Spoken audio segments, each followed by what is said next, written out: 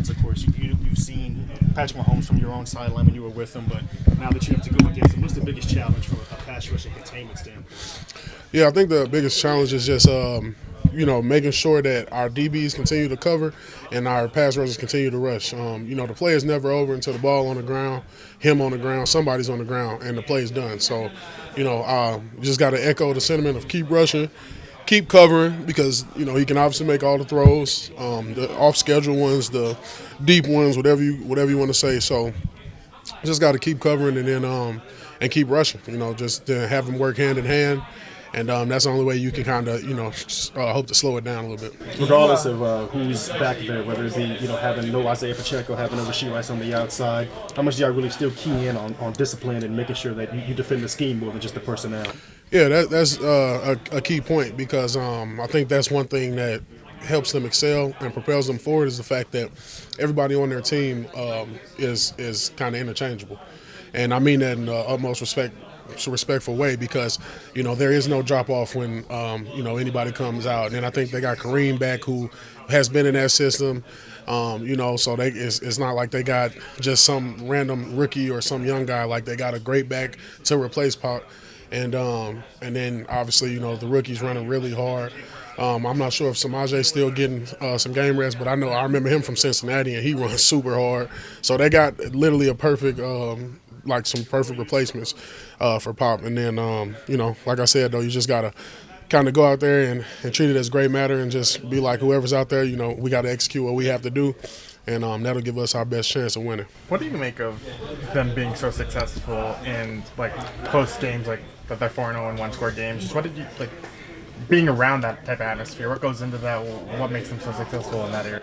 Yeah, I think that, we've seen that how equal the league is getting as far as in talent-wise and stuff like that. I mean, you got, teams that are winning games that you probably didn't think they were going to win. You got teams that are struggling with games you didn't think they were going to struggle in. So it shows just the parity in our league. And but I think that they do a great job of just preaching the finish because, you can play 50 minutes of a game and then it'll change in the last 10. We've seen that on this side and with the Saints. We've seen that. I mean, obviously, we're watching film now. They're 4-0, but they're 4-0 by about 4 plays if you really look at it. And that's not to take anything away from them, but that just shows you how close this league is. And obviously, with the Ravens one, the toe. The Atlanta comes down to final plays and stuff. So that just shows you, this league is more competitive than ever. And, you just got to go out there and do your job and win enough plays. You win enough snaps, win enough plays, and then you win enough drives, and then you win enough series, and then you win the game. Is there something? I'm sorry. Is there something to you hear that all the time, winning teams know how to win. Is there something even with so much parity, that the winning teams still separate? Just finish. That's honestly the only thing you can really preach in this league is to finish, because.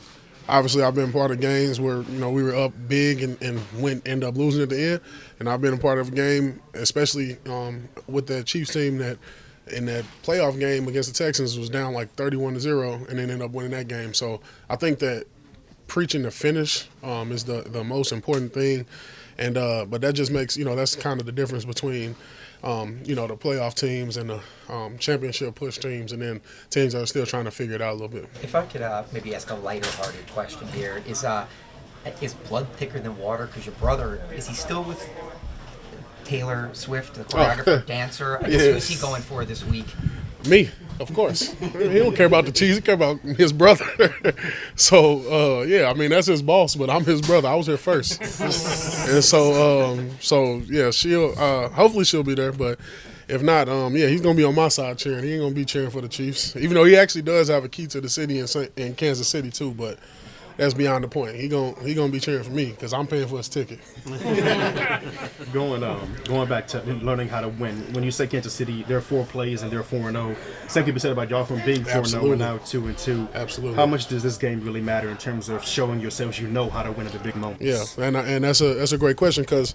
Like you said, man, we're right there. We're right there in a couple of the games, like you said, the ones we're 2-2. I mean, we've lost 2 games by a total of 5 points, and And so, that just goes to show, man, we're right there, but we just got to focus on finishing and finishing strong. And then, obviously you don't want to lose any games, but coming off a tough divisional loss, this is the perfect game to go out there and bounce back and get some confidence back, get some swagger back.